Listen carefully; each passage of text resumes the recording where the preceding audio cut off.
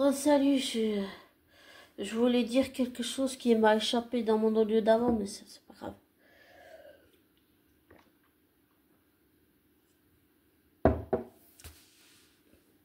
Désolée, je buvais de l'eau. Je sais pas le nom du youtubeur parce que je l'ai pas retenu vu que c'était une vidéo un peu genre short, donc j'ai juste regardé comme ça en vitesse, mais j'ai entendu ce youtubeur dont j'ai oublié le nom. Je suis désolée, je suis pas douée. J'ai toujours un problème avec les noms depuis enfant. C'est pas une excuse, mais voilà.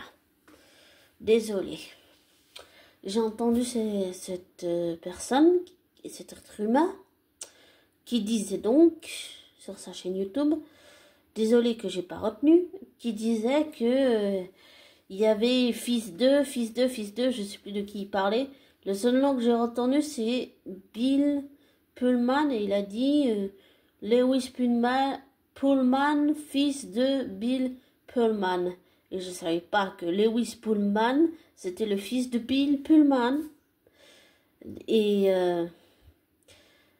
je savais pas du tout, je le connaissais pas du tout. Donc dire fils de, ok, c'est facile de catégoriser, de mettre dans des cases, mais pour le coup, je ne savais pas du tout que Lewis Pullman est le fils de Bill Pullman. Enfin, je savais pas du tout. J'ai découvert le personnage, j'ai découvert l'acteur en même temps, donc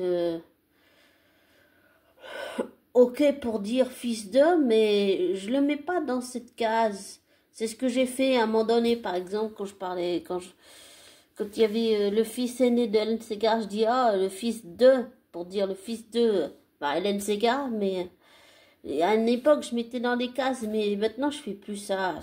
C'est ridicule, on se met des barrières, on se met des œillères, des barrières mentales aussi.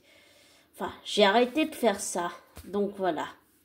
Et je savais pas que c'était Lewis Pullman et le fils de Bill Pullman. Et je trouve que Lewis Pullman est une très belle découverte en tant qu'être humain et en tant qu'acteur, mais j'ai conscience qu'en vrai, en privé et en personnel, je ne connais pas l'être humain, je ne connais pas l'homme, je ne connais pas Lewis Pullman, je veux dire, hors caméra, en privé. J'ai conscience que, même si je fais un lien avec son personnage fictif, en vrai, je ne connais pas l'homme, je ne connais pas l'être humain, je ne connais pas Lewis en vrai. Voilà.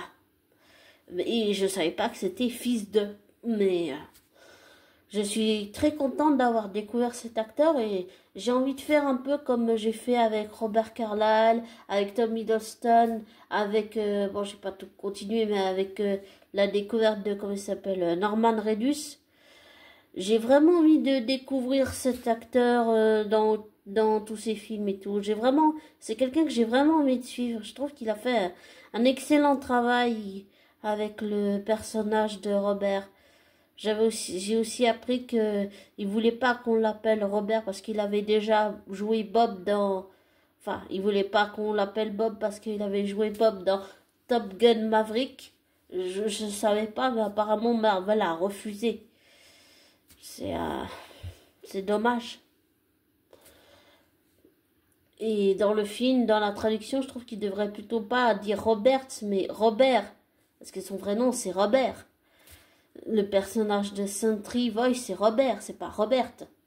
Bon, c'est un peu dommage, mais bon, c'est comme ça que la traduction est faite. Mais je savais pas pour Lewis Pullman, fils de, je savais pas. Et je suis vraiment contente de le découvrir. J'ai envie de voir jusqu'où il peut aller, ce qu'il peut proposer. Je pense que c'est un être humain